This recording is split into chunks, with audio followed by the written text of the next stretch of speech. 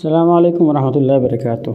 دوستو، آج ہم آپ کو سر پر حجامہ کا طریقہ بتائیں گے۔ سر پر جب بھی حجامہ لگاتے ہیں، ایک تو یہ ہے کہ پہلے یہاں سے بالوں کو بلیڈ کے ذریعے سے ٹرن کر دیا جائے تو زیادہ بہتر ہے، اور پھر اس کے بعد تھوڑا سا سرسوں کا تیل یا زیتون کا تیل تھوڑا سا لگا لیں تاکہ کپ لگانا آسان ہو جائے۔ دوسرا کام، یہ جمعرات کا دن ہو، پیر کے دن سر پر حجامہ لگائے تو زیادہ بہتر ہے۔ چہرے کے اوپر اگر حجامہ لگانا ہے یا پیشانی کے اوپر حجامہ لگانا ہے تو دوستو بات یہ ہے کہ کچھ اوقات میں حجامہ سر پر نہیں لگانا چاہیے، وگرنہ نقصان ہوتا ہے۔ اسی طرح چہرے پر بھی نہیں لگانا چاہیے۔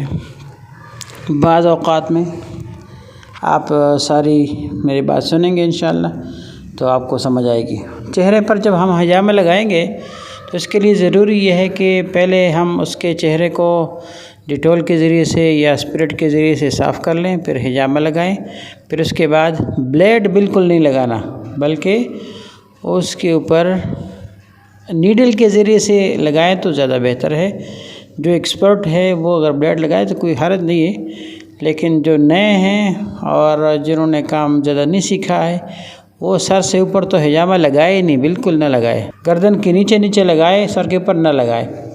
اور اگر لگانا بھی ہے تو بھی بہت زیادہ احتیاط کے ساتھ بلیڈ کے ذریعے سے بالکل نہ لگائے، بلکہ پھر نیڈل کے ذریعے سے لگائے۔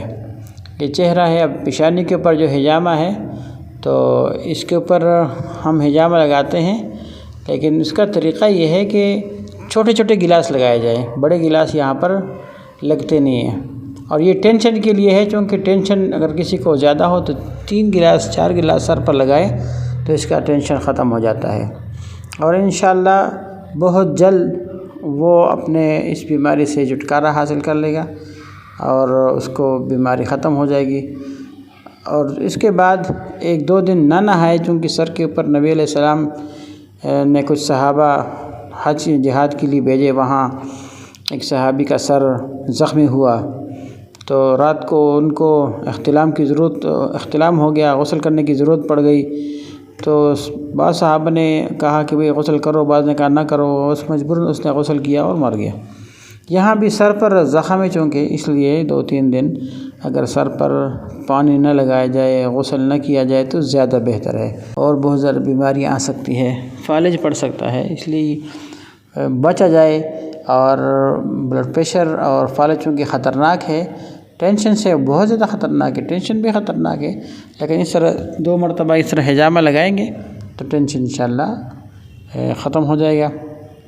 اور اس کا سر جو اس کے اوپر گیس بہت زیادہ آیا ہوا ہے اور وہ گیس چڑھتا ہے، اس کی وجہ سے سر پر بوجھ پڑتا ہے، وہ بھی ختم ہو جائے گا انشاءاللہ۔ اور سر پر حجامہ لگانے کے بعد اور چہرے پر حجامہ لگانے کے بعد یہ بات ذہن میں رکھ لیں کہ یہ داغ یہاں 2-3 دن رہے گا۔ اگر آپ چاہتے ہیں کہ داغ جلدی ختم ہو جائے تو پھر اس کے اوپر شہد لگائے جائے، اور 2 دن کے اندر یہ داغ بھی مکمل طور پر ختم ہو جائے گا۔ اور باقی جتنے کہیں بھی حجامہ لگائے وہاں شہد لگانے کی ضرورت نہیں ہے، وہاں ویسے بھی چھپا ہوا ہے قمیض کے اندر، تو ابھی 1-2 دن میں وہاں داغ جو ہے وہ ختم ہو جاتا ہے، تو وہاں پر شہد لگانے کی ضرورت نہیں ہے۔ ٹھیک ہے جی، جزاکم اللہ، السلام علیکم۔